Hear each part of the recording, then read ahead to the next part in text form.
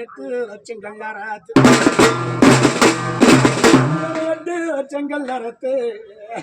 ஐயாவுக்கு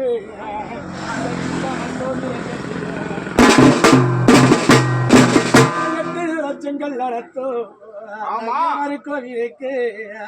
ஈசனார் கோவிலை கட்டிடுவேன் ஈசனார் கோவிலுக்கு நீங்க பெத்த மக்கள் நாங்க எண்ணெயை எடுத்துக்கிட்டு ஈசனார் கோவிலுக்கு விளக்கு வைக்க சென்றாடுவேன் எங்களோட எண்ணெய வேணாம் என்ன ஐயனார் அண்ணா நீ இல்லாத வாசலில ஈசன் வர இல்லை எங்களோட எண்ணெய வேணாம் என்ன இந்த பெரிய செவனையில எங்களுக்கு ஈசன் வர இல்லையே 10 லட்சங்கள் நடத்து என் பாசக்காரன்னா